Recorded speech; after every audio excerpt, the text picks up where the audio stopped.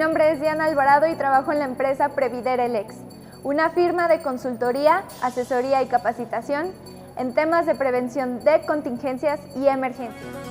Desde esta perspectiva, en la que se conjuga acertadamente la cultura de la prevención y la cultura de la legalidad, nació hace casi 10 años Previdere Lex como una organización empresarial líder, con un perfil multidisciplinario e integral, dedicada a la consultoría, la capacitación, la vigilancia de funcionamientos técnicos y operativos, la verificación normativa y la asesoría jurídica en materia de protección, seguridad, higiene, previsión laboral y social, desarrollo humano y sistemas de gestión de calidad a cualquier tipo de empresas, organismos del sector gubernamental o instituciones privadas y públicas, con cobertura comprobada en los ámbitos local, municipal, estatal, regional, nacional e internacional. David Casco, un colega entrañable a quien conocí ya hace pues más de 2 décadas, fíjense cómo se dicen las cosas, un reportero que ha ido encontrando un perfil específico, yo lo recuerdo mucho buscando sobre todo temas interesantes, policíacos, de narcotráfico, y que eso curte mucho a los reporteros y los hace, primero, ser muy acuciosos, muy consistentes, y también guardarse mucho el valor en la bolsa del pantalón para avanzar de una manera consciente en el mundo de la reporteada, ¿no? David Casco estudió la licenciatura en la Facultad de Ciencias Políticas y Sociales de la UNAM en 1988-91, de la cual él llegó a ser profesor, impartió las materias de sociedad, comunicación, propaganda y opinión. Fíjense, se titula él con una tesis, un tema que empezaba a despertar el interés de cierta parte del periodismo, porque no todo el periodismo en ese momento se aventuraba a las entrañas, a ver las venas y los contactos del narcotráfico en México. Entonces él realiza una tesis sobre Amado Carrillo Fuentes, el Señor de los Cielos, líder visible, ese es un buen concepto, del cartel de Juárez.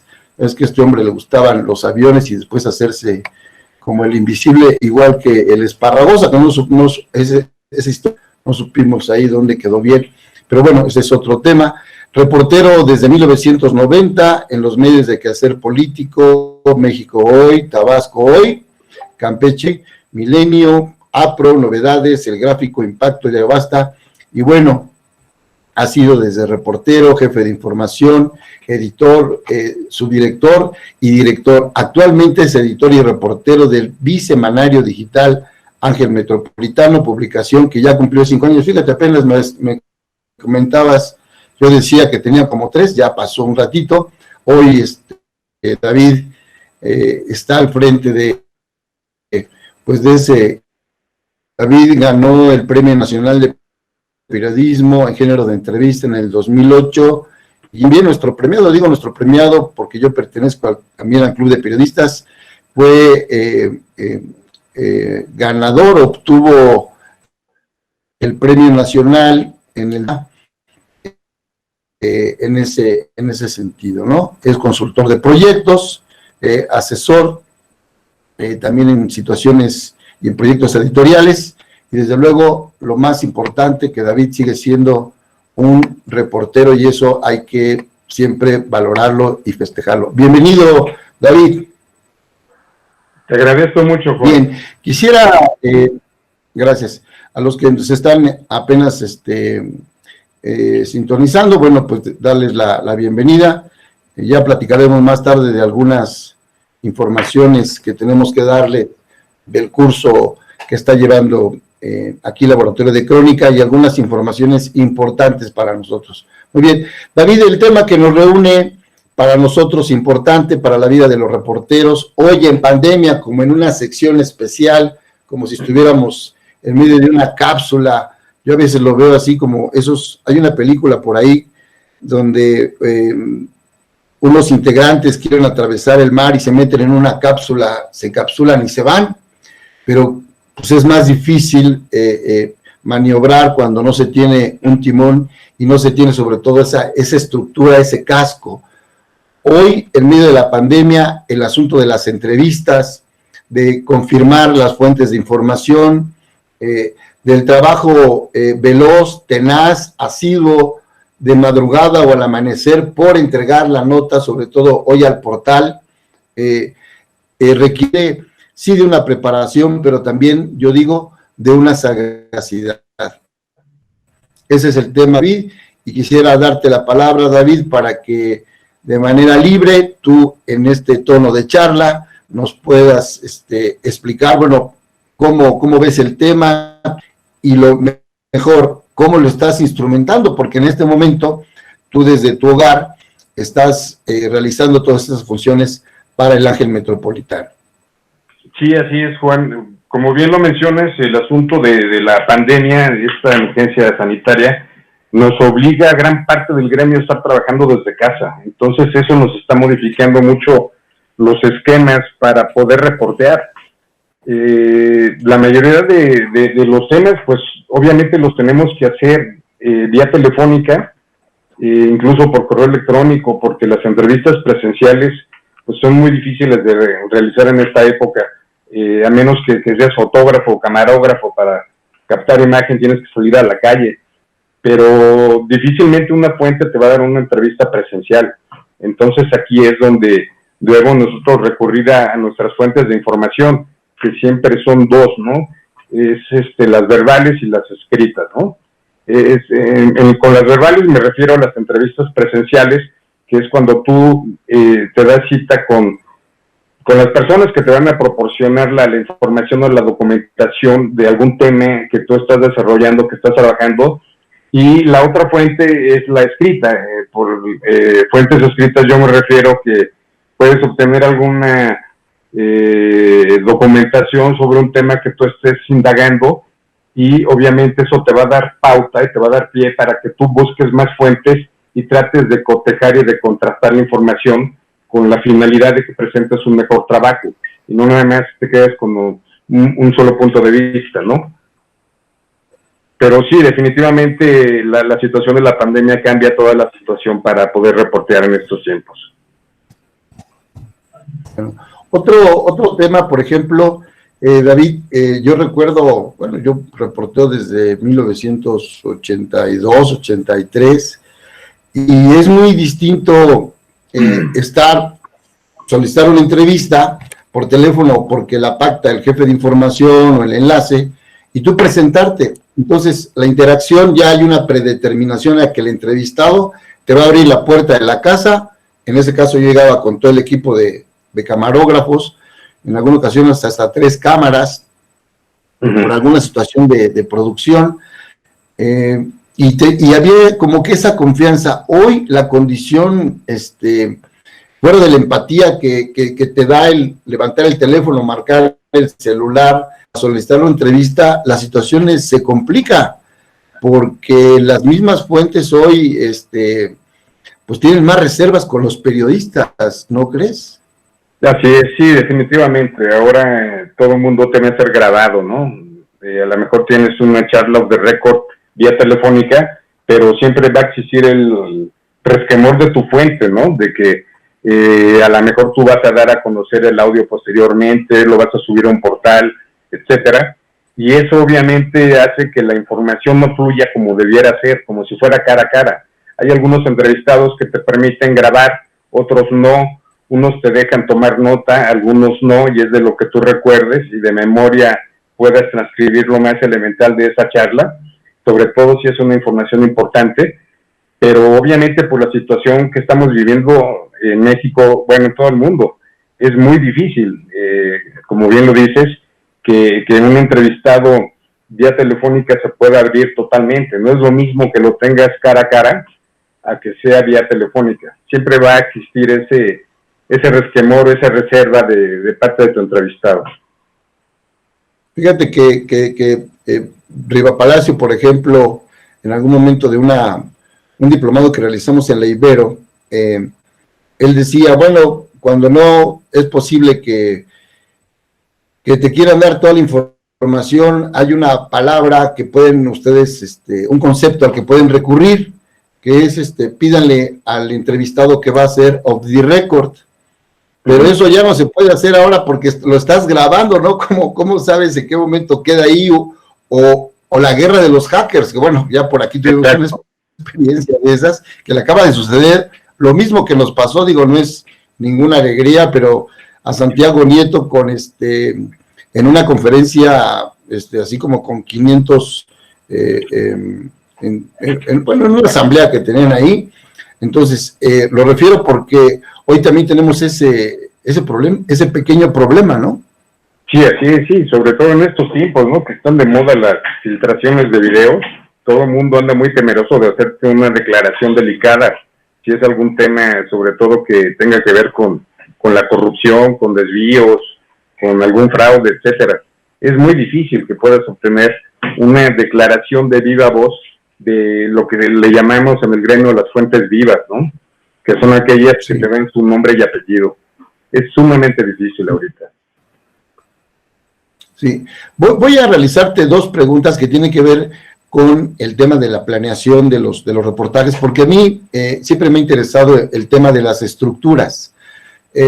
Las estructuras siempre te darán una mejor visión de lograr el objetivo que tú estás pretendiendo. Un guioncito, el paso 1, 2, 3, tus fuentes, tus esquemas, un tema que va siguiendo y se adiciona un elemento más, siempre es importante, ¿no? La parte legal, la parte periodística, la parte de las fuentes, después la descripción de los personajes.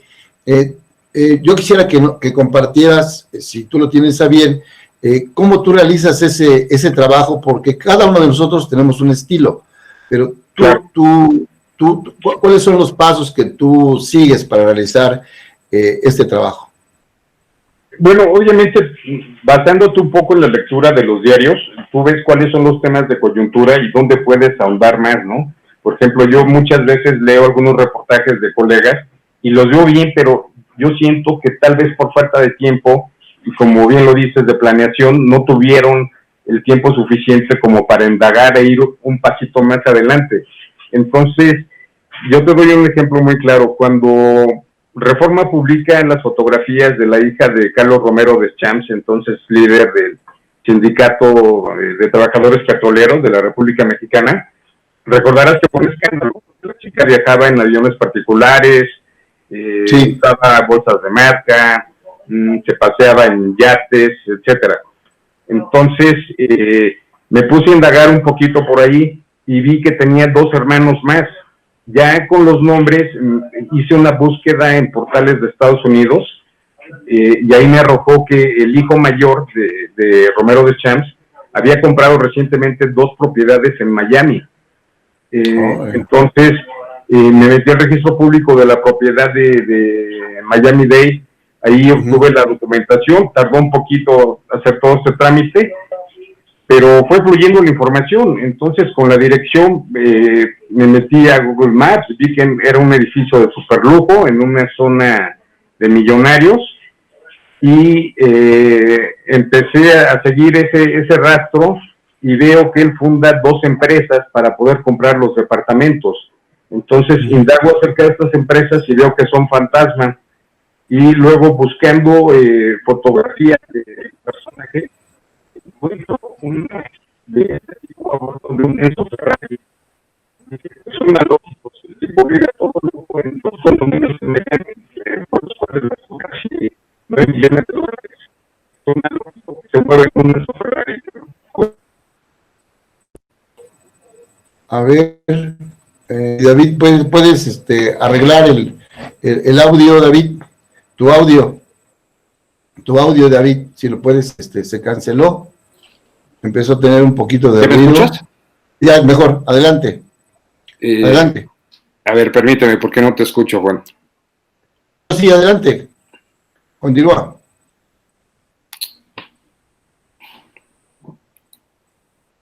Adelante, David. A ver, ¿me estás escuchando? Sí, muy bien. Adelante. Bien, entonces te decía que empecé a hacer una búsqueda acerca de este automóvil, que es de colección, y no me fue tan difícil porque solamente se fabricaron 400 mismos, que en ese entonces quedaban como la mitad, y en un registro de la Ferrari encontré que él era el dueño. Entonces me metí a páginas y a blogs de automóviles exóticos y lo encontré al hijo de Romero de Champs en eventos que hacen allá en Miami con mucha frecuencia.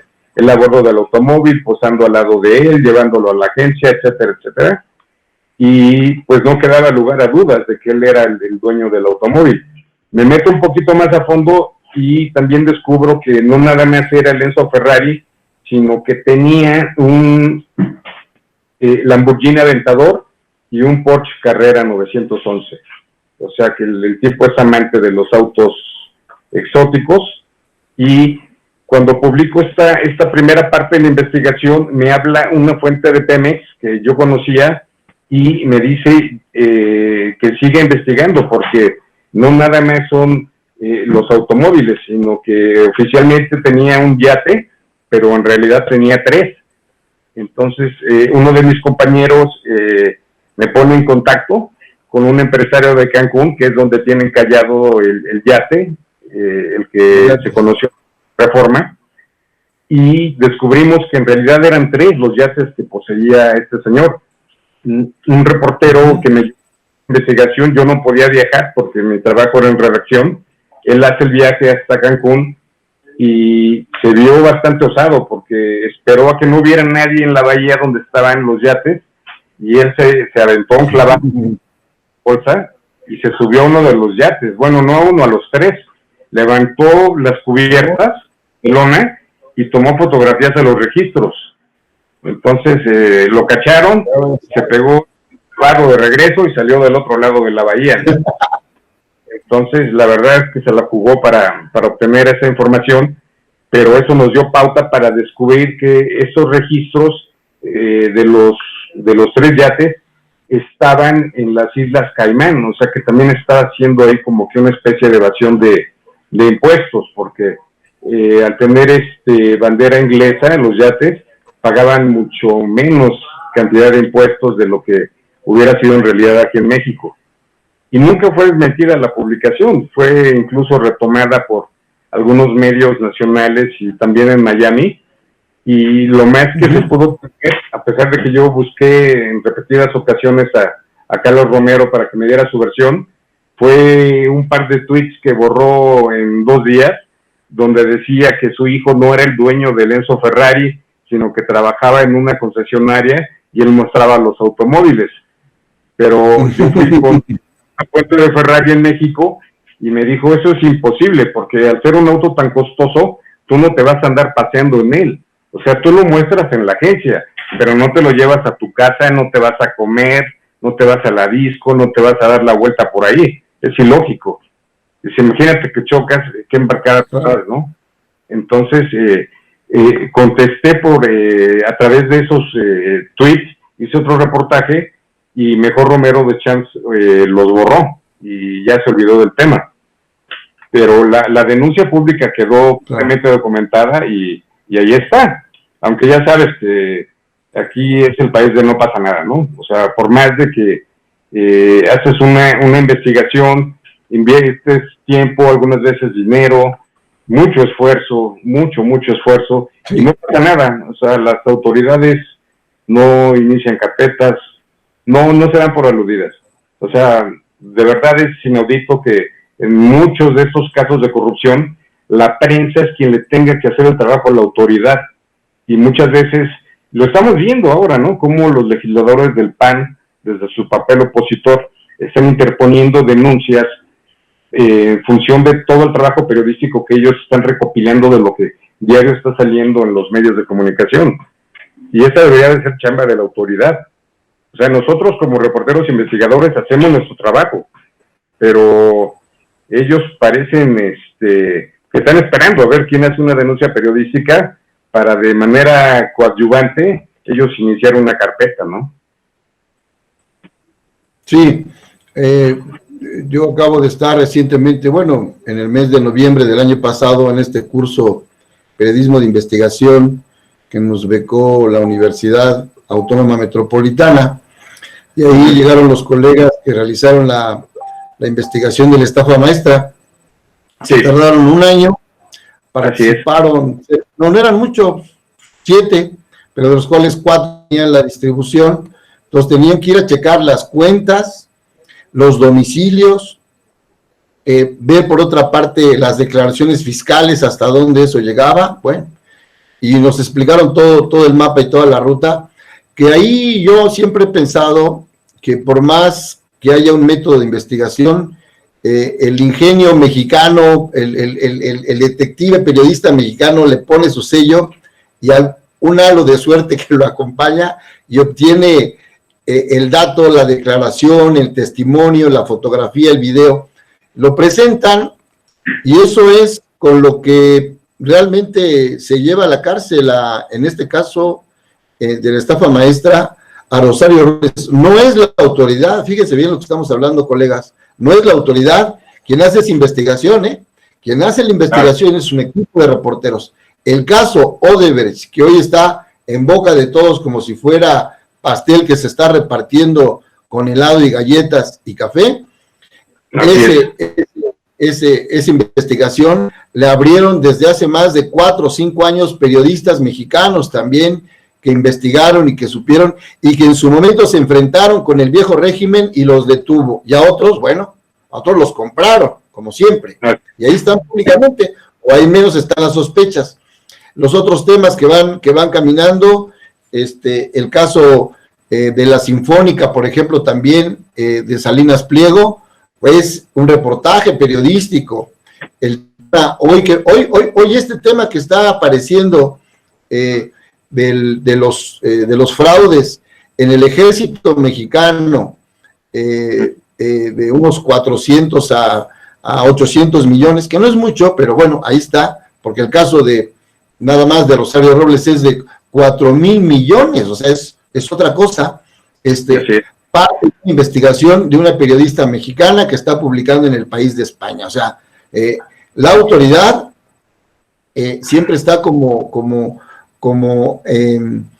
decía un entrenador que tuve en el béisbol, está más bien como catcher, no está como pitcher, ni como cuarto bat, ni como bateador emergente, está cachando las cosas, y en el momento en que no les son útiles o adversos los datos, lo niega, lo oculta o lo descalifica. Esa es la otra vertiente y la consecuencia. El caso que yo pues he leído bastante sobre tus trabajos, y que para el caso del premio del 2019 fue por esta historia que descubres a ese héroe ciudadano, un trabajador de una planchaduría que rescata a la familia en el momento del sismo, la saca de ahí a la abuelita, a la mamá, a la hermana, y él entra después a apagar la caldera y en ese momento se derrumba el edificio y lo sepulta y muere, y tú descubres esa historia.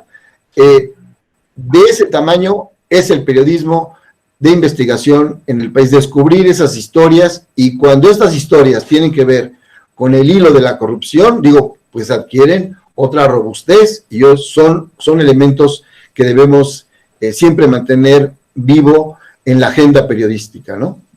Así es, Juan. Sí, sobre todo desconfiar de las autoridades cuando nos están asegurando una cosa.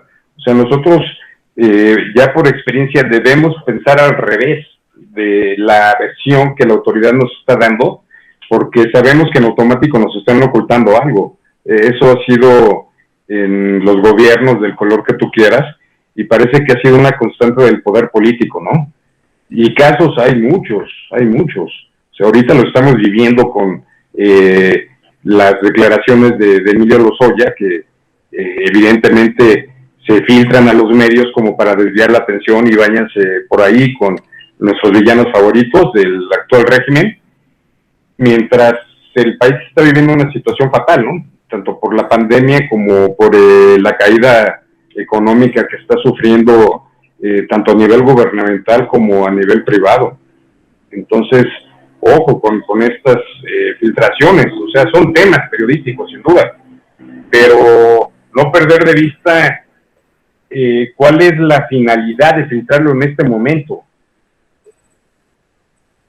¿Cómo, para los amigos que se están incorporando, sobre todo a los colegas que están, yo le llamo en el campamento de la NASA ahí en Chilpancingo, los colegas de Notimex, bienvenidos que se están incorporando, los que están llegando, los colegas de Tabasco también, los colegas de Ciencias Políticas y Sociales, y los que andan por allá en la zona norte, en Ciudad Juárez, de la República, también saludos.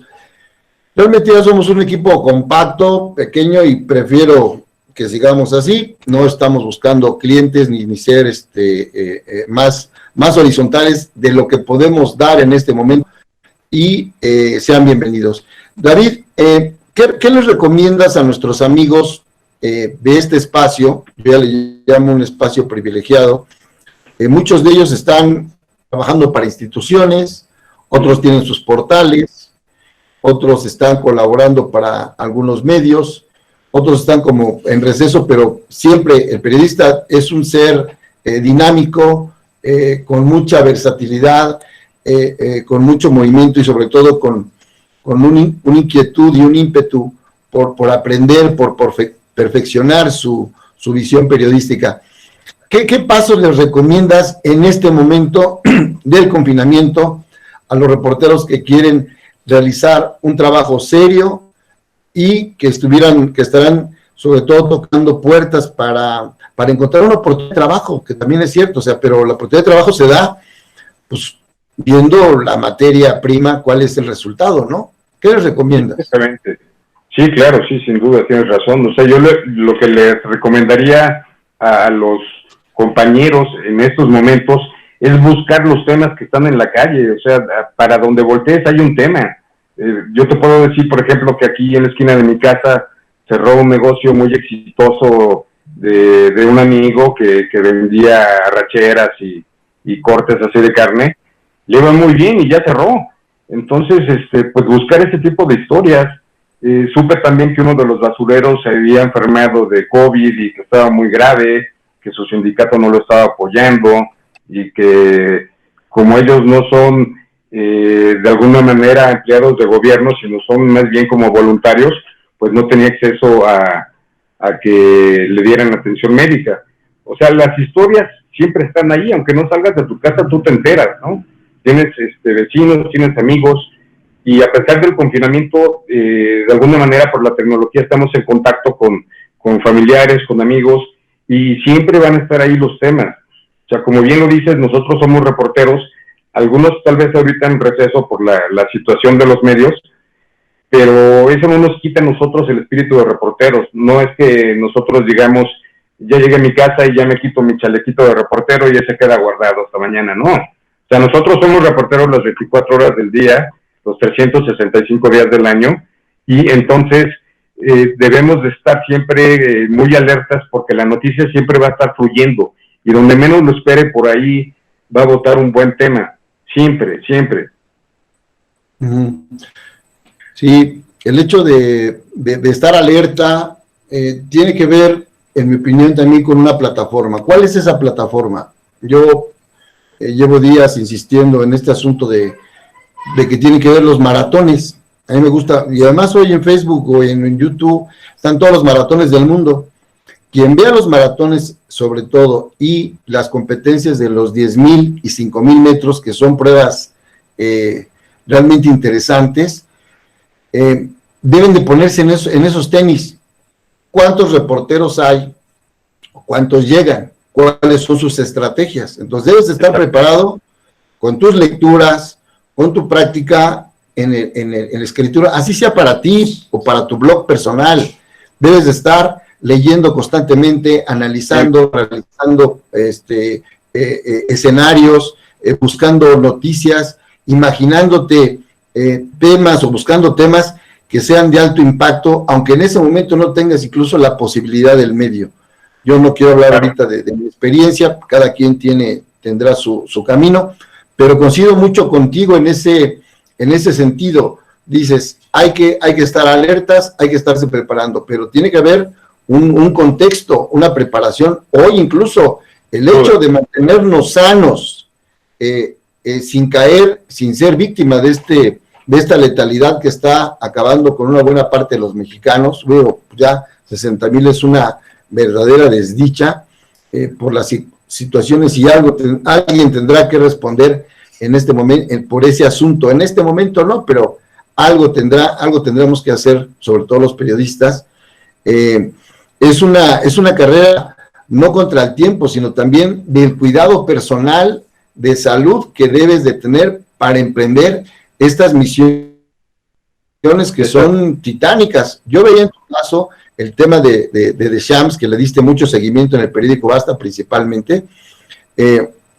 No solamente es acuciosidad, es suerte, es compañerismo por parte de otros colegas que te acercan información, también se requiere de una buena dosis de valor, de energía, de estar en la vertical, porque cualquier llamadita de esos señores, o algún recadito en términos personales, sabemos lo peligroso que es.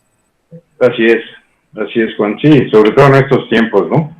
Por eso ya los temas de narcotráfico como que ya se tocan con pincitas, no era como antes que podías hacer una investigación y sin problemas publicarla, ¿no?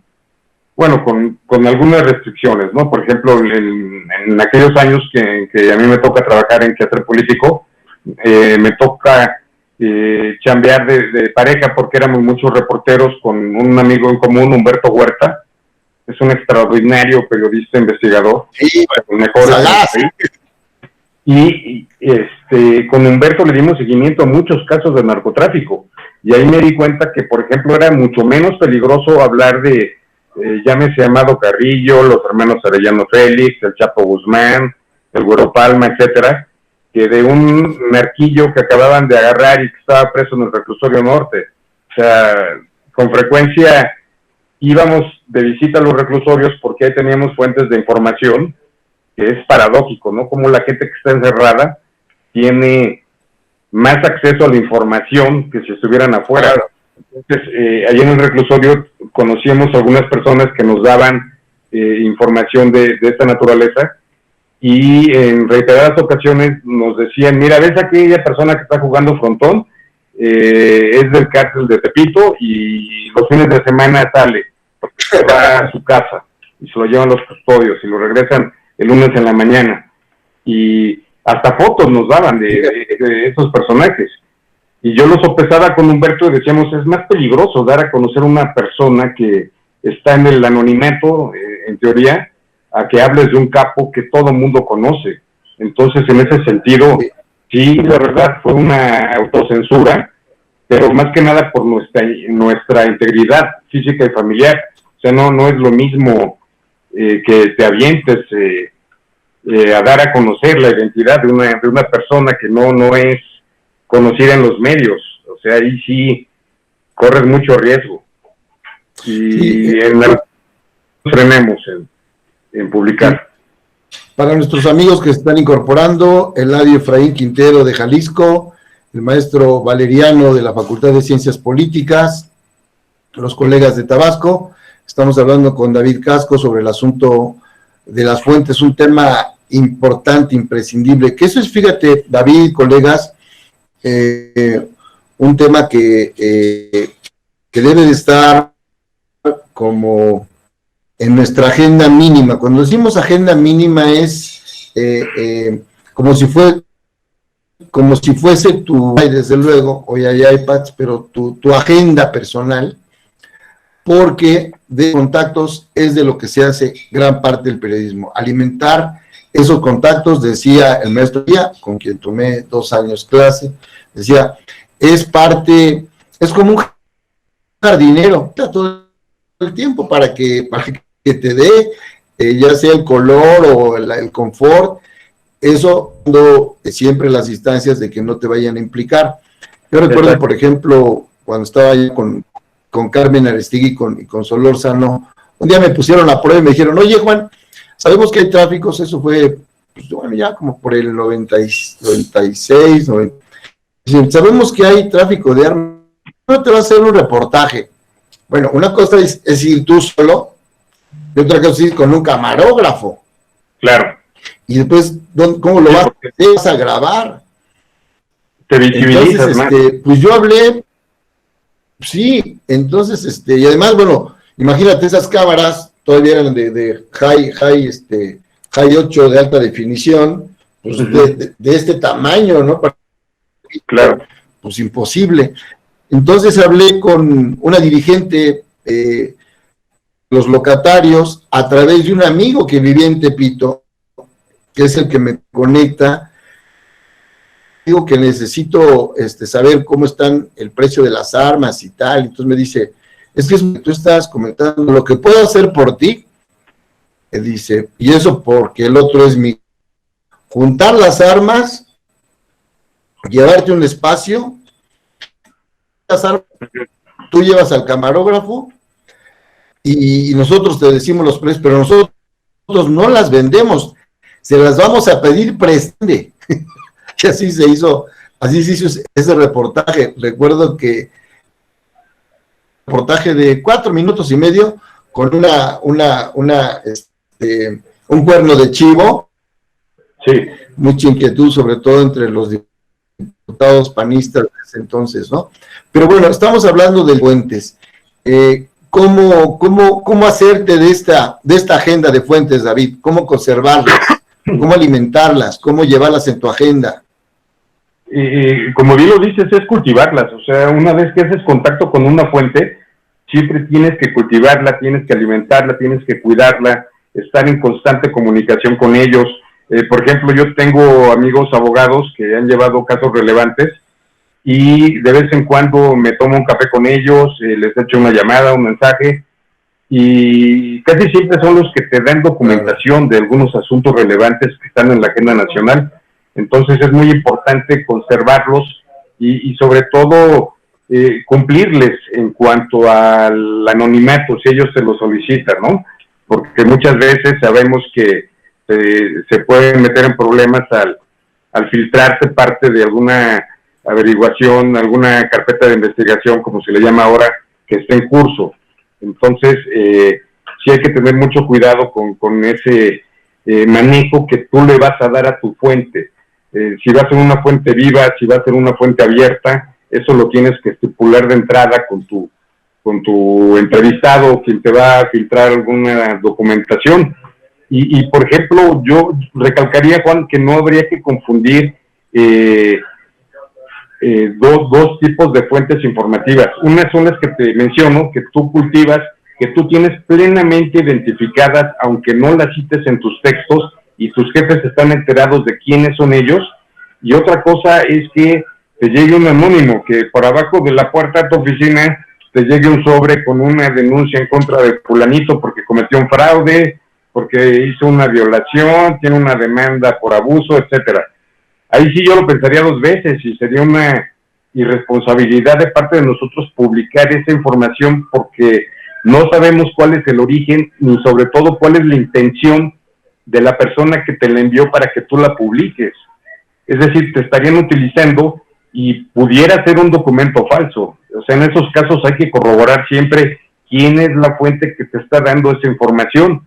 Aquí podemos hablar, por ejemplo, de las llamadas viudas del poder, que es un término que se acuña en Argentina, que son aquellos personajes que tuvieron de alguna manera algo que ver en algún asunto, sobre todo de índole político, y estamos hablando de que son abogados, servidores públicos,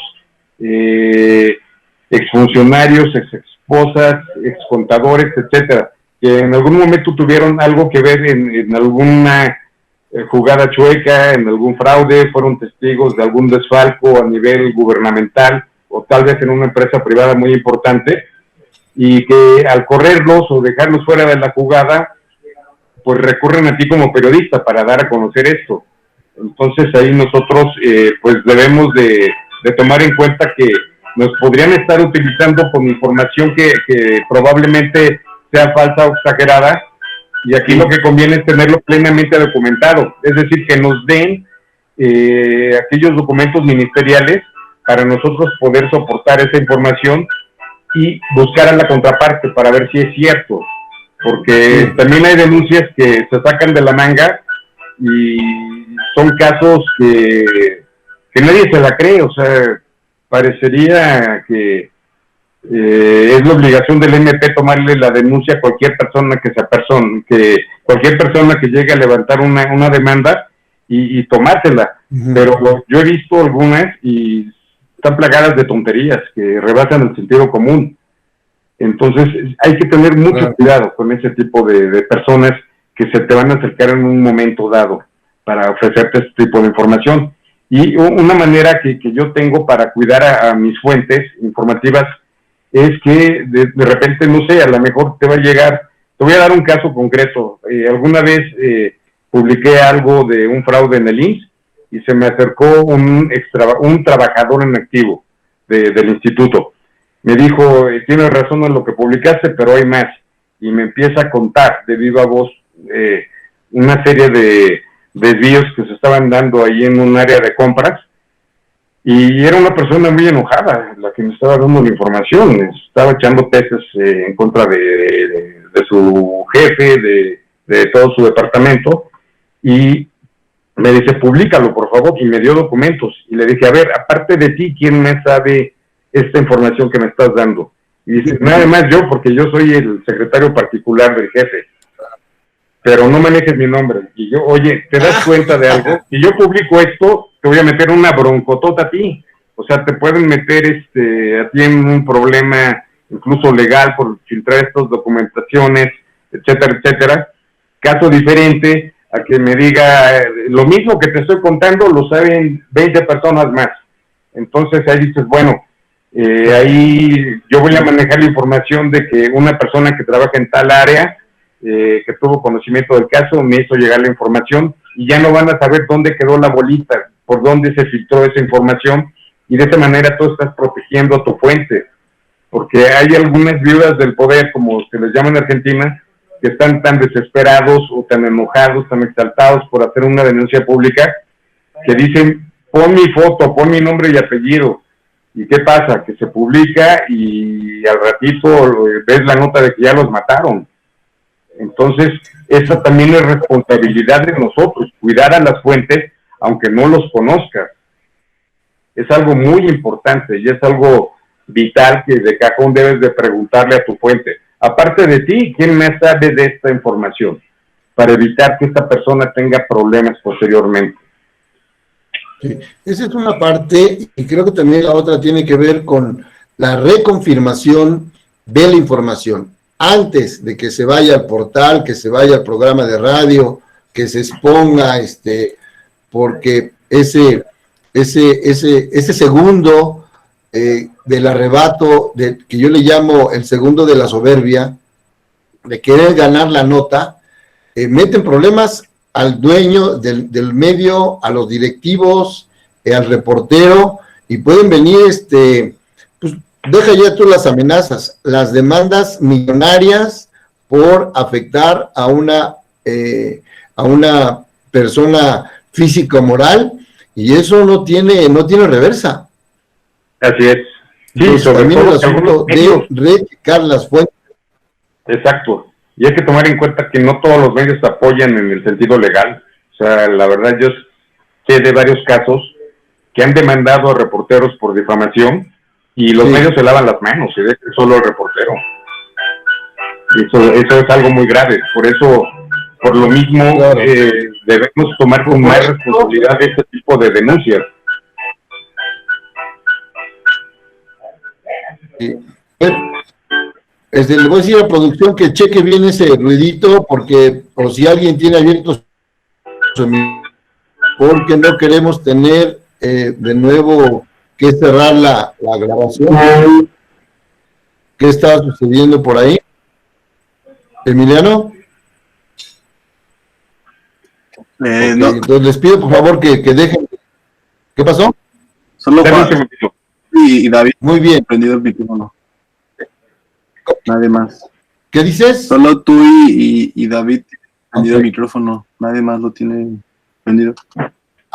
No hay, por acá no hay ningún ruido. Aquí todo está en silencio. Listo. Muy bien, amigos. Ahorita regresa David Casco. Ya estoy por acá. Para quien se está... muy bien. Para quien se está o llegó un poquito retrasado por alguna actividad profesional, les comentamos que David es yo le llamo joven reportero, editor,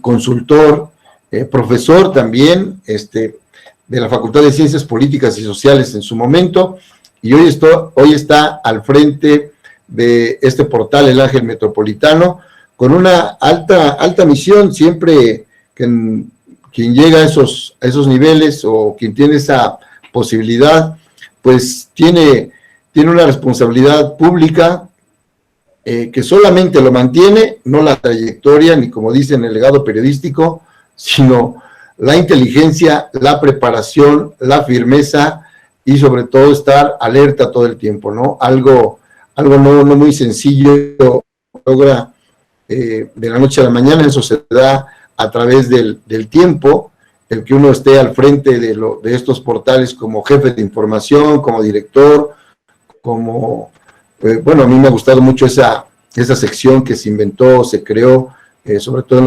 los finales de los años 90, las secciones del periodismo de investigación, porque antes se decía que el periodismo que todo el periodismo era de investigación, hasta que ya se fue desgranando y hay toda una corriente para hablar del periodismo de investigación, porque periodismo de investigación, bueno, pues hasta el que cubre las bodas y se entera de qué calidad son las telas y el velo y las velas que van a poner ahí, y quién fue el sastre o el diseñador, digo, hasta para eso se requiere investigar, pero eso no necesariamente es el periodismo de investigación. Entonces, esa parte es muy, muy, muy importante. David, para pasar ya a preguntas, después de esto a preguntas con nuestros colegas, preguntarte, en este desarrollo profesional ininterrumpido,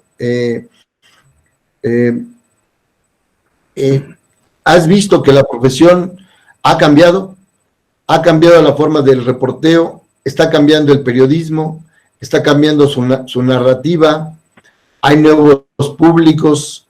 ¿Cuál es tu percepción? Sí, mira, yo creo que ahorita la competencia que tenemos es con las redes, ¿no? Alguien por ahí decía que no se puede hacer periodismo en 142 caracteres, ¿no? Que es lo que te permite mandar un tweet. Entonces, sí. Yo aquí te comentaría, y más bien haría una crítica al mal llamado periodismo ciudadano. Y yo lo llamo mal llamado porque, para ser honestos, quienes nos dedicamos a esta profesión es porque pasamos por la academia, ya aprendimos las bases, y la calle y la redacción nos enseñó y nos dio la experiencia para tener el olfato periodístico y saber detectar dónde hay una nota y saber sobre todo cómo elaborarla. Sin embargo, ya ahora cualquier persona que tiene un teléfono inteligente ya se dice reportero, graba algo en la calle, hace una narración, una narrativa, una croniquita y la sube a su portal y ya es un periodista ciudadano.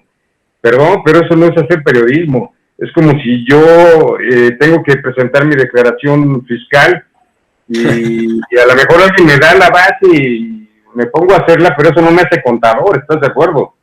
Entonces, por eso yo considero que el periodismo ciudadano no existe. O sea, más bien, como todas las personas tienen una opinión acerca de un tema, pero no es lo mismo elaborar una noticia, a reportearla, a presentarla, a darle un tratamiento y sobre todo, si lo vas a escribir, a darle una estructura y una narrativa que sea atractiva. Tú puedes meterte, por ejemplo, a algunos blogs de periodistas ciudadanos y, perdón, pero parece que los escriben con los pies, o sea, no tienen ni la más mínima idea de cómo estructurar una nota, no saben lo que es una pirámide invertida, no saben que las preguntas básicas del qué, quién, cómo, cuándo, dónde, por qué, para qué, no tienen ni idea de cómo redactar. Entonces, lamentablemente, la mayoría de personas, sobre todo por tiempo y por el auge de los teléfonos inteligentes, se informan a través de estos canales. Y muchas veces, pues las noticias son sesgadas, están mal hechas, tienen una tendencia, y no hay que irnos tan lejos, o sea, lo podemos ver en las mañaneras, ¿no? Que las estrellas son los blogueros ahora, ¿no? Y eso a nosotros nos hace recapacitar y pensar una manera alternativa de presentar una noticia. O sea, como decía una máxima del periodismo, la mejor nota no es quien la va a dar primero, sino quien la va a dar mejor. Entonces, más bien hay que enfocarnos en prepararlos más, como bien decías, leer mucho. Recuerda que Kapuscinski decía que por cada página escrita hay que tener atrás 100 leídas, y eso es básico para los que nos dedicamos al periodismo escrito, y presentar una nota decente, bien escrita, bien estructurada, con una sintaxis muy legible, y si utilizas un estilo narrativo, qué mejor. Hay muchas notas que se prestan para eso, y no irte por el periodismo tradicional de hacer tu entrada como nota informativa, sino de que puedes transformar esa nota informativa en una mini croniquita, si tú estuviste en el lugar de los hechos. Ponerle colorcito, darle voz a un personaje que te cuente cómo estuvo la historia, ¿no?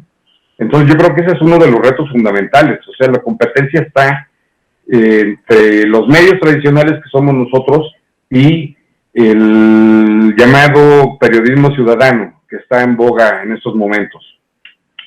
Claro,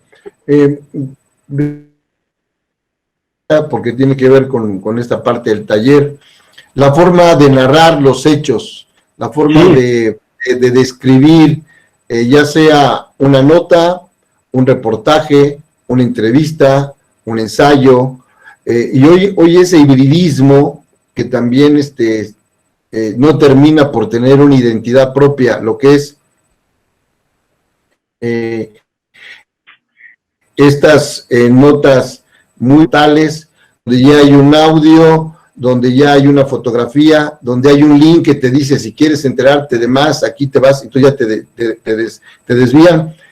¿Cómo tú estás concibiendo, cómo estás armando esta plasticidad del lenguaje? Yo ya le llamo plasticidad porque ya hay una especie de segmentación, ya hay que olvidarse, ya son cuestiones del pasado, esos grandes reportajes de una o dos planas completas en los grandes periódicos. Por aquí en la casa, el otro día mi compañera Laura me comentaba, porque está haciendo un trabajo sobre Japón, de que Julio Scherer fue a reportear a Japón las consecuencias vividas por los habitantes de Hiroshima y Nagasaki, fíjate, y le dan un despliegue enorme a Julio Scherer con esa pluma tan certera y esa preparación, que ya muchos se olvidaron, hablan de él, pero no lo han leído, ni mucho menos lo han buscado. Que una cosa es los reportajes de los periodistas y otra cosa son los libros de los periodistas.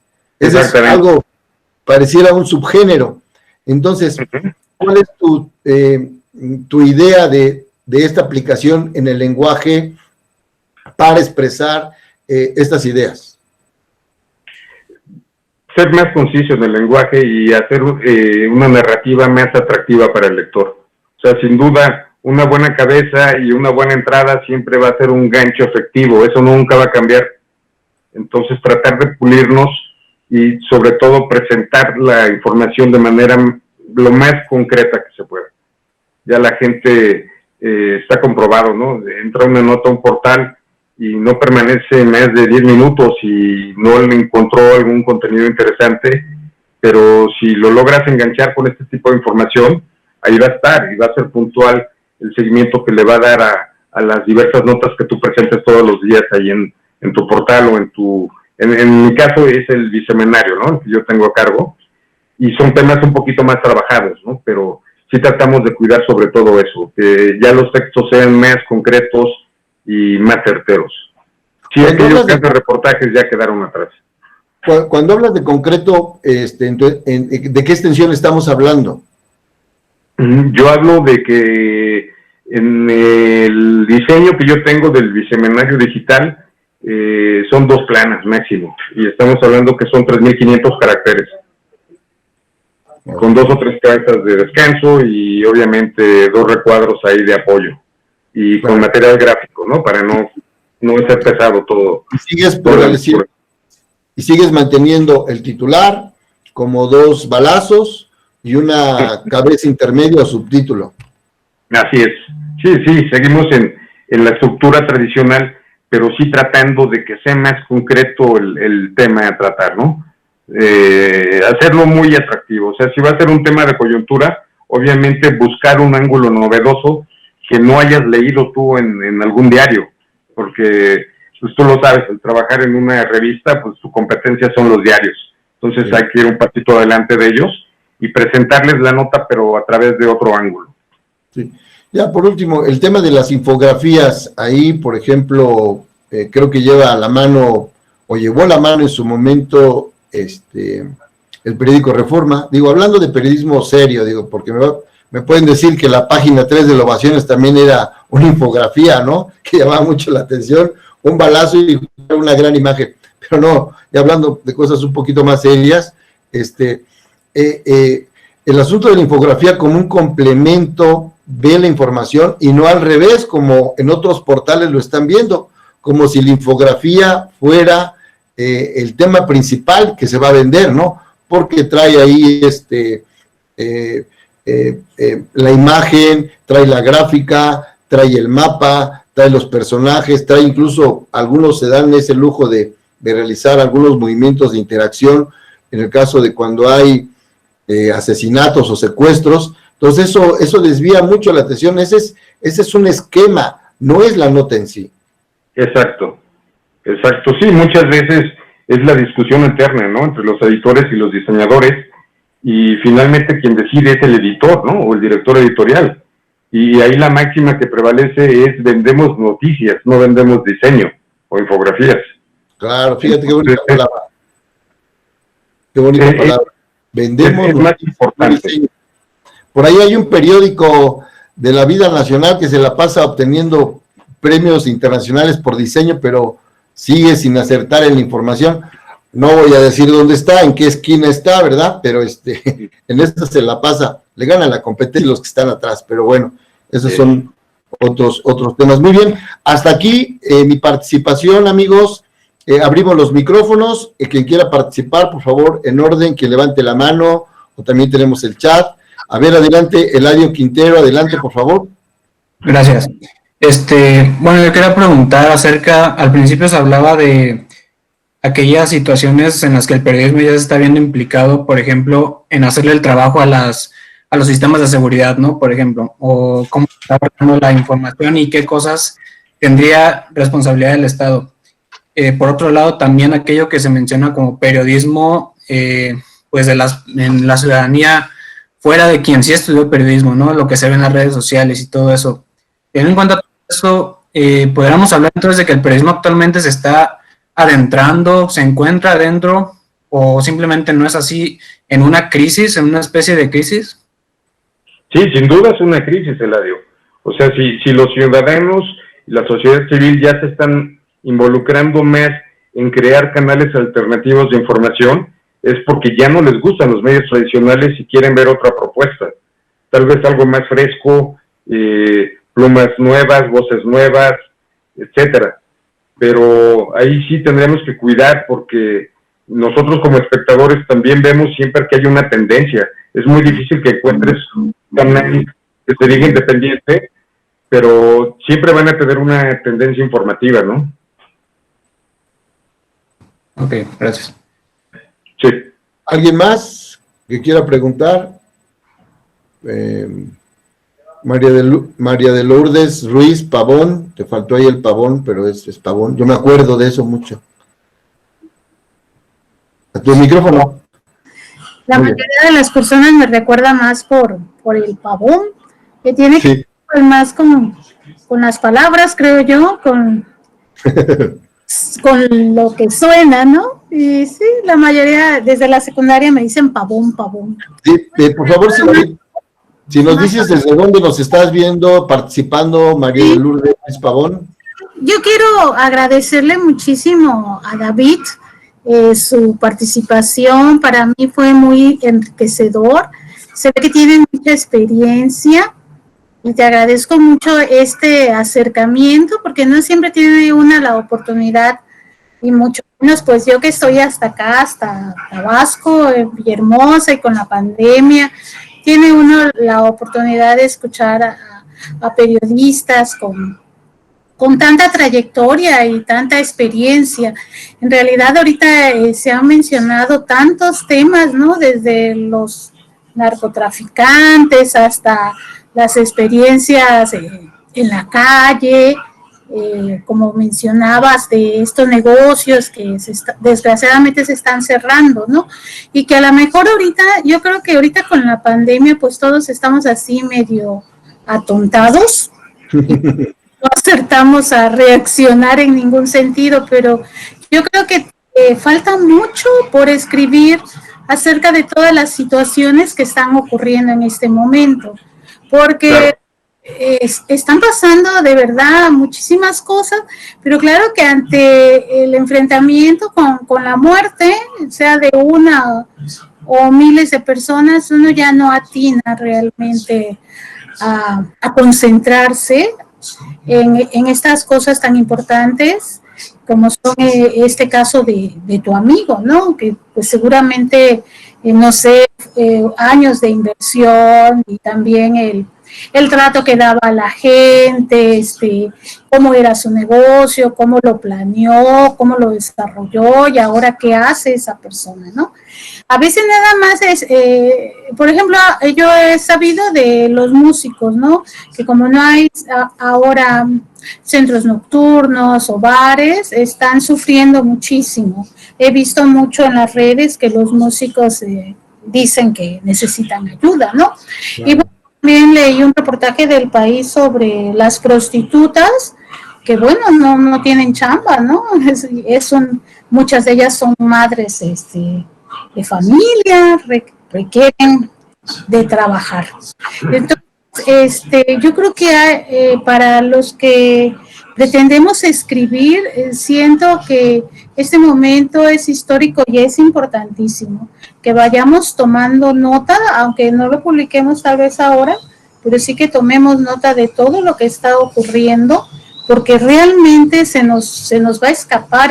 Son tantos los fenómenos que están ocurriendo día con día, comenzando por nosotros mismos, ¿no? Yo, por ejemplo, podría narrarles, ¿no?, días enteros de todas las transformaciones que he tenido día con día. O sea, diariamente yo pienso demasiado en la pandemia, en qué es lo que está ocurriendo en diferentes lugares y cómo nos está afectando y cómo va a ser este futuro, ¿no? Pienso en el pasado, presente, futuro.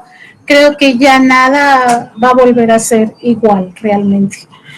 Todo eso es histórico y todo eso pues alguien lo tiene que escribir. Y pues quienes somos los más encargados de escribirlo, pues somos los que nos dedicamos al periodismo. Entonces creo que tenemos muchísimo trabajo por hacer y estas pláticas a mí me dan mucho ánimo. De verdad que me gusta escucharlos. Todos los ponentes tienen una pasión enorme por lo que hacen, les gusta, aman lo que hacen y eso se encuentra todos los días. Así que David, muchísimas gracias. Igual a los ponentes, de verdad que admiro su pasión. Yo siento que son personas realmente que con todos los problemas son muy felices porque aman. Gracias, David, muy amable. Bien. Gracias, Juan. Gracias, Lourdes. Saludos. Gracias. Gracias, María de Lourdes Ruiz Pavón. Una felicitación a David por todo ese trabajo que está desarrollando y esperemos sobre todo reportajes más adelante con esta visión, este análisis de prospectiva que él ha desarrollado. ¿Alguien más que quiera participar? Por ahí, a ver, Erika González. ¿Quién es? Adelante. Gracias, Juan. Yo también quiero agradecer la participación de David y como en las otras ocasiones, para nosotros, yo no quiero llamarle que somos ni periodistas, ni reporteros, pues, ni editores en pausa, porque al final el tema de la huelga nos ha tenido en esa condición. Pero algo que me gustó que ustedes mencionaban era el hecho de que siempre estamos pensando en temas para reportajes, para notas. Constantemente andamos por la calle viendo situaciones, vemos personajes y creo que uno no puede evitar construir en la mente, aunque en ese momento no podamos escribirlo, no podemos evitar construir en nuestra mente la nota, un reportaje. La imaginación siempre está ahí latente. Y eso me gustó que mencionabas, y me parece que lo decías tú, Juan, porque al final creo que no dejamos de pensar una nota, no dejamos de construir un reportaje, siempre lo traemos a la mente, aun cuando no estemos ejerciéndolo, claro, por decirlo así. A mí me parece muy constructivas estas actividades que ustedes llevan a cabo, porque al final nos hace recordar que todo eso, aunque tengamos la teoría, finalmente a veces sin quererlo lo estamos llevando a cabo, ¿no? Un pequeño reportaje requiere la misma planeación que un gran reportaje, y al final esa magnitud, ese impacto del reportaje, pues quizá lo del tema, quizá lo del medio en que se difunda, puede depender de varios aspectos, pero al final nosotros como periodistas creo que siempre lo traemos en la mente, siempre estamos pensando cómo vas a armar una nota, y a veces de situaciones tan comunes que estás pensando cómo lo escribirías, porque creo que eso ya lo traemos como en el chip ya integrado, ¿no? Gracias por esa sugerencia que das, David. Al final creo que a veces no es que se nos olvide, pero sí nos vamos por lo más fácil y lo que nos importa en ese momento, que es conseguir la información. Pero algo que me pareció muy valioso, y creo que últimamente no sé qué tanto lo estemos considerando como gremio, es cuidar a las fuentes, ¿no? Es muy importante. Al final son seres humanos que tienen familia, que dependen también de su trabajo y que están arriesgando mucho al proporcionar una información. Y eso pues también va a repercutir para siguientes trabajos, porque pues obviamente si tú no proteges a tu fuente, si tú no le das esa seguridad de que su información va a ser respetada, pues para la siguiente nota, por supuesto. Claro. Entonces, bueno, en general son temas muy interesantes, como recordatorios son muy importantes. Yo les agradezco esa parte y muy a gusto con la plática de hoy. Gracias, Erika. Saludos. Yo quisiera solamente precisar, cuando yo digo periodistas sin pausa, tiene razón Erika, no hay periodistas en pausa. Quizá yo lo estoy diciendo por el gran número de periodistas desempleados que hay, y que muchos de ellos se abandonan a su suerte sin reintentar integrarse, ya sea a través de sus portales individuales a los grandes, o buscar participar de los medios, digamos, más consolidados, no voy a decir grandes, pequeños o medianos, ¿no? No lo digo por nuestros colegas de Notimex, con quien me une un sentimiento de solidaridad muy, muy peculiar, por muchísimas razones. Lo digo en un sentido de conciencia, de autorreflexión, porque la pandemia ha llevado, ha acrecentado el desempleo entre el gremio periodístico. Eso también es cierto, así como también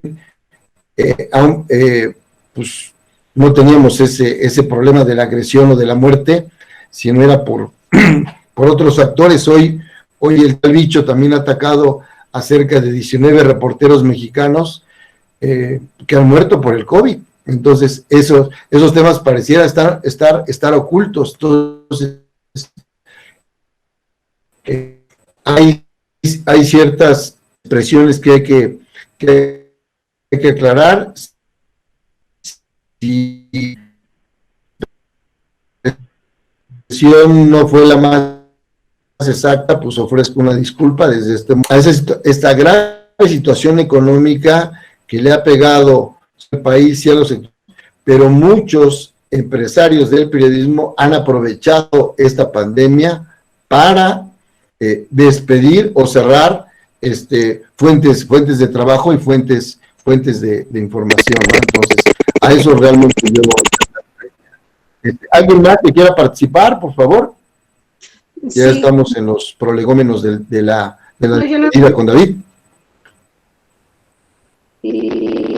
No, Juan, yo nada más, yo así lo sentí como tú lo manifiestas, en pausa por diferentes causas, pero más bien a veces ajenas incluso a nosotros mismos, ¿no?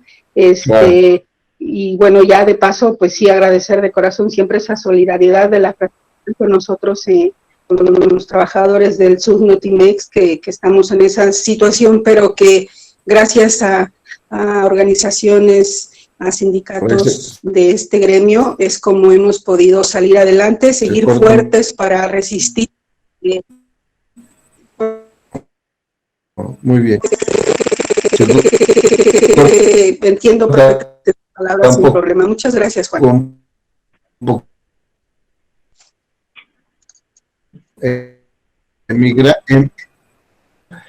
Nos está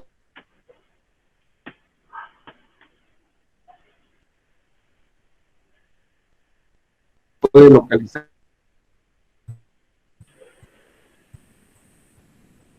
porque ya nos quedamos en pausa todos, ¿no? Ya. David, si puedes compartir tus redes sociales. Sí, me encuentran como David Casco en Facebook. Mi correo es david-casco@yahoo.com.mx y en Instagram estoy como David Casco MX. Por ahí me pueden contactar. Muy bien, muy bien, muy bien, muy bien. ¿Alguien más que quiera participar? Nancy Hernández. Buenas tardes, maestro, muchas gracias. Un poco de eco aquí. A ver, adelante. Sí, ya me escucho mejor. Gracias. Sí. Bien, pues, antes que nada, pues felicitar, agradecer a David Casco por estar con nosotros el día de hoy, siempre muy enriquecedor todos los conocimientos que nos comparten. Me llama mucho la atención esta afirmación que el día de hoy se presenta por su parte, de que el periodismo o los periodistas hacen el trabajo de la justicia o de las autoridades. Esto es algo muy lamentable. Desafortunadamente así es. Tenemos una cultura de la justicia con bastantes cosas que mejorar, mucho que desear hay, y eso es algo muy lamentable en nuestro país y que trae toda una historia ya de por medio en nuestro país, y esto es muy lamentable. Sí, por otro lado, también reiterar que el periodismo es una disciplina y que por ninguna manera se puede estar comparando con el llamado periodismo civil. Esto es algo respetable de los ciudadanos que están pues publicando en redes sociales de una manera factible, de una manera incluso sin costo, en diversas plataformas gratuitas, en redes sociales sobre todo, y que sin embargo esto no debe ser de ninguna manera confundido, sin embargo parte de la sociedad no lo distingue o no valora lo que es el periodismo, o sea, el verdadero periodismo de investigación. Y yo pienso que sí, que la sociedad en general, pues sí, esta parte de la valoración del verdadero periodismo se está perdiendo. Por eso mismo se ha creado de parte de la fraternidad, maestro Juan, este espacio de laboratorio de crónica para rescatar todos aquellos elementos que quizás algunos piensan que se está perdiendo, pero no es así. Siempre va a estar el gremio defendiendo esta parte, por ejemplo, lo que es la crónica. Hoy en día los jóvenes, bueno, yo insisto en esto, como que va decayendo esta parte del hábito de la lectura. y el periodismo es prácticamente lectura y escritura. Entonces, estos dos elementos vale mucho la pena respetarlos. Esto sería mi comentario y pues agradecemos y felicitamos David Casco por estar con nosotros y gracias a todos de nuevo por estar con nosotros. Muy Gracias, bien. ¿Alguien más que tenga algún comentario, alguna opinión, alguna anotación? Quisiera hacer un comentario más, Juan. Adelante, David. Aparte de nuestra chamba como editor y reporteros al cuidar a nuestra fuente, también necesitamos cuidar a nuestros reporteros. No sé si les ha tocado a ustedes en esa parte de mesa de redacción, que de repente reciben trabajos de investigación de compañeros muy jóvenes, casi recién egresados de la universidad, y que tienen mucho empeño en sobresalir, pero son demasiado osados, y no digo que vuelen mucho, pero de repente se puede prestar a que te demanden o a que publiques una volada porque no está confirmado o no te quieren revelar cuáles son sus fuentes, o de plano consiguieron algo sumamente delicado, y esa es también la chamba de nosotros, cuidar a nuestros propios reporteros. O sea, no hay editor más irresponsable que aquel que palomea una nota sin leerla antes, porque no sabes si puedes meter en una bronca tu medio, y por siguiente es una bronca para ti porque tú eres el editor y tú le diste salida a ese material, y dos, estás exponiendo de manera innecesaria a tu reportero al hacer afirmaciones que tal vez son muy delicadas y que hay que frenarlas un poquito, tal vez matizarlas, tal vez darles un contexto un poquito mayor para que no quede en riesgo la integridad de tu reportero. Es algo sumamente importante que hay que cuidar también, Juan. Claro, muy bien. Selene Arellano, que ya apareciste, saludos. ¿Alguna pregunta, Selene? Ay, perdón, es que no pude desactivar mi micro. Yo básicamente pregunté lo de las redes sociales. Muchas gracias, David, por la charla. Me pareció muy interesante. Yo no soy reportera, yo tengo una vida un poco rara porque soy contadora y estoy completamente de acuerdo contigo, no quien presenta una declaración por medio del portal del Sánchez Contador, ¿no? Claro. Yo soy contadora, soy técnica en telecomunicaciones de oficio, porque trabajo en Telefónica México, soy parte del Sindicato de Telefonistas de la República Mexicana y básicamente la vida me ha estado llevando y ahora me integraron a la parte de las noticias, el sindicato. Entonces, la verdad es que he tratado de aprender, estas pláticas me han servido de mucho, he tratado de aprender mucho porque, como bien lo dijiste, no soy reportera, pero sin embargo tengo que de pronto escribir para los medios de noticias en mi sindicato y tengo que hacer entrevistas, tengo que hacer como muchas cosas, ¿no? Entonces, está sumamente interesante. Yo trato de seguir a todos los reporteros que charlan aquí con nosotros. Chicos de Notimex, saludos. Saben que estamos con ustedes. Pero he tratado de estar de alguna manera, pues, puntualmente aquí. Me he perdido 2 o 3 charlas por cuestiones de trabajo, pero te agradezco muchísimo todos los tips que pasaste, tomé algunas notas y la verdad es que toda mi admiración porque yo creo que hacer este tipo de reportajes, como dices, del narco y cosas así, híjole, toda mi admiración y respeto porque se necesitan muchas agallas. Entonces, yo estoy muy agradecida y sigo muy agradecida y por eso sigo aquí. Muchas gracias, Juan, también para ti. Gracias, Elena. A ver, bienvenidas, ya estamos casi por terminar. Se está conectando la base 1 de la NASA allá en Chilpancingo. Bienvenidos los colegas. Ya estaban por ahí, desde luego, pero a veces no se visibiliza por algunos problemas de la G5, pero bueno, ahí tendremos que hacer una inversión mayor. ¿Alguien más que quiera participar? Ya estamos a punto de concluir la charla con nuestro colega David Casco. Abel. Gracias, buenas Bien. tardes. David, muchas Adelante. gracias. Vamos a terminar. Una pregunta, David. ¿Cómo, si tú pudieras definir en 3 fases o 3 tiempos que has tenido en tu vida como periodista que te han forjado el temple y la seguridad que tienes ahora? Si pudieras tú ponerlo en 3 partes, por favor, sí me gustaría escucharlo, esa experiencia. Interesante pregunta, pero tenemos bien poquito tiempo, pero definitivamente fue el tema de Amado Carrillo, que me tocó reportear cuando él aún estaba con vida oficialmente.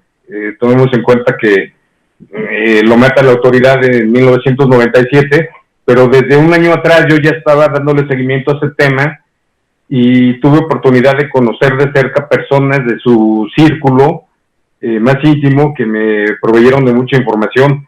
Yo creo que ese ha sido uno de los momentos que más me han definido, ¿no? Y sobre todo tener fuentes de información al interior de las cárceles, es decir, conocer a algunos presos célebres que te van a contar ahí sus historias, es algo que también te forja el carácter, porque no cualquiera se atreve a entrar a una cárcel, que obviamente vas de visita, ¿no? De entrada por salida, pero es un ambiente muy denso, muy pesado, mucha mala vibra, y también estás expuesto a que te agredan ahí adentro, que te maten incluso. Entonces yo creo que son esas experiencias enriquecedoras que siempre te van a forjar el carácter y te van a hacer un poco más fuerte para enfrentar algún tipo de situación más delicada. Muchas gracias, gracias por todo. De nada, tarde. Fíjate, David, que me mandas una luz así como a la parte histórica y tendré que comentarlo. Qué bien esas fuentes que tenía cerca de Amado Carrillo. ¿Recuerdas el libro Desde el Novolato Vengo? Sí, claro, de Alfredo Andrade Borges. El abogado de Amado Carrillo, sí. Que supuestamente lo escribe él. Sí, así es. No lo escribe él, lo escribe el otro abogado de apellido Aguilar. Él es el que lo escribe. Bueno, pues estamos en una charla entre periodistas, tenemos que decirlo, porque Aguilar, que era el principal abogado de Amado Carrillo, estudia Derecho, y él es compañero de escuela de Alfredo Bojorges. Entonces le pide, ya años después, se lo encuentra, lo invita al despacho y le pide que él publique con su nombre la historia, pero la historia, los detalles son de Aguilar. Sí, de Aguilar, y bueno. Dime. Así es. Sí, algo conocía de esa historia. Y por cierto, este abogado Alfredo se desapareció del mapa después de publicar ese libro. Bueno, más bien dicen que terminó en un tambo con cemento, ¿no? Así de cabeza, así fue. El día que lo presenta en la Feria Internacional del Libro en Minería, yo estuve ahí casualmente porque yo iba con Emiliano, con quien está ahorita aquí atrás como operador de todo esto, y con Mayra. Entonces yo grabo, estoy en la capilla cuando él va a presentar, y él llega con un grupo de mariachis y llega tocando el sinaloense desde la calle, o sea, algo que no se había visto. Entonces, en medio de toda la feria, irrumpe el grupo, 2 grupos de mariachis como de 24 elementos, van vestidos de negro, él va vestido de negro, José Alfredo, con una especie de corbata que usan mucho por allá, como una horita, no sé, y sombrero. ¿Cómo se llama?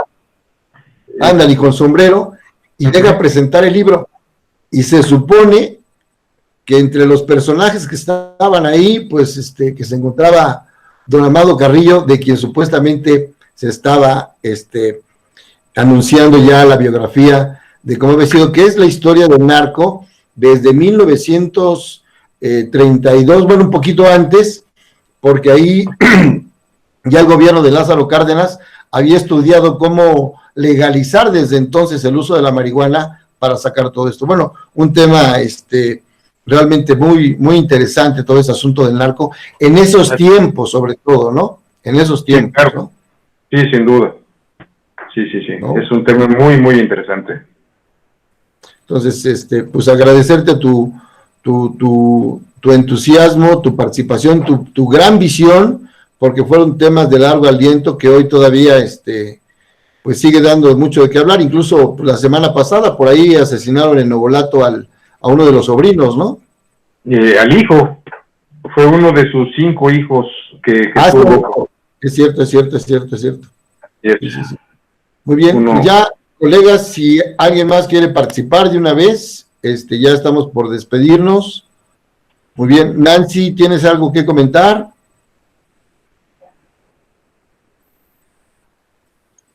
Sí, maestro, gracias. Pues es mostrar un reconocimiento de parte de la fraternidad. Maestro, ¿puedo compartir la pantalla? Claro, adelante.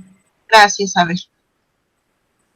A ver, vamos abriendo los micrófonos de todos porque le vamos a dar un aplauso a nuestro invitado especial de esta tarde, a David Casco, que ha realizado un paréntesis en su trabajo diario para estar con nosotros porque está en el cierre de la edición. Entonces, aquí nos está compartiendo la diploma. Si puedes leerlo, por favor, Nancy. Sí, gracias, maestro. La Fraternidad de Reporteros de México, Asociación Civil y el Laboratorio de Crónica otorgan el presente reconocimiento a David Casco Sosa por su valiosa participación en charlas llevado a cabo el 23 de agosto de 2020 en modalidad a distancia. Juan Bautista, coordinador general. Muchas gracias. Bueno, y Nancy, un aplauso, por favor. Gracias.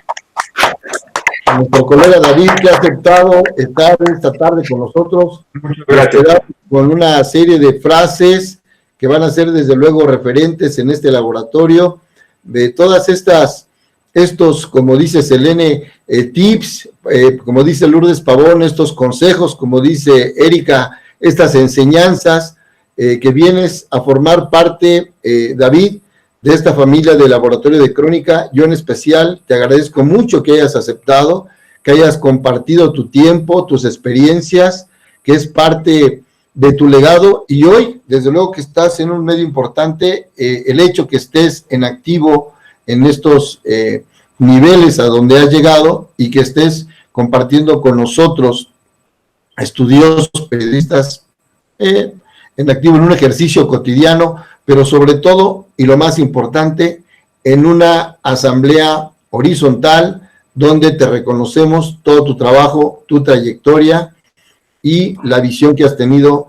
en todos estos años y desde que te iniciaste una carrera realmente impecable. Entonces, le pido un aplauso a todos los colegas, para el compañero David, ¿no? Les agradezco mucho. Muy bien. ¿Algo más que quieras decir, David? Pues encantado con la invitación y me encantaría volver a participar con ustedes. Ha sido una experiencia muy, muy interesante. Me encantó estar con ustedes.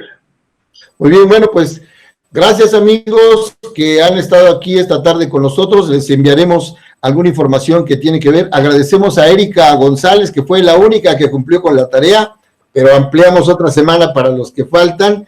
Ya David mismo nos estaba diciendo, pues la noticia está a la vuelta de la esquina, está en el mercado, está en el paradero, está en la escuela, está en el trabajo. Vayamos por esa noticia, démonos un tiempo, ejercitemos nuestra mente, nuestra pluma, nuestra visión y desde luego, lo más importante, el entusiasmo. Agradezco mucho también la participación de Nancy Hernández como la secretaria técnica que está acompañándonos todo el tiempo y la participación en esta ocasión de Emiliano Bautista Neumann, este joven arquitecto que hoy nos está echando la mano aquí en las redes sociales. Gracias, buenas tardes, buenas noches, y estamos en comunicación. Muchas gracias. Bye. Gracias a todos. Hasta luego. Con el sentido de previsión como faro y con las leyes en la mano como única guía, Previdere Lex alumbra el camino de sus clientes empresariales y gubernamentales para que cumplan adecuadamente en tiempo y forma con legislaciones y normas oficiales mexicanas e internacionales en los rubros de higiene, seguridad, medio ambiente de trabajo, desarrollo sustentable, calidad, productividad, desarrollo y gestión de recursos humanos y protección civil. De esta manera, Previdere Lex realiza con todas las de la ley su misión y su vocación principal. Prevenir, con métodos y formas integrales y multidisciplinarias, contingencias físicas, técnicas y legales. Así como, en caso de ser necesario, brindar auxilio, asesoría y defensa jurídica a los clientes del sector privado y del ámbito gubernamental, antes, durante y después de un siniestro generado por cualquier fenómeno geológico, hidrológico, meteorológico, químico, tecnológico, social, organizativo, ecológico o sanitario. Nuestros servicios integrales son tu mejor opción en prevención, auxilio, recuperación y continuidad de operación de tu negocio. No lo dudes, llámanos. En Previdere Lex estamos para servirte siempre.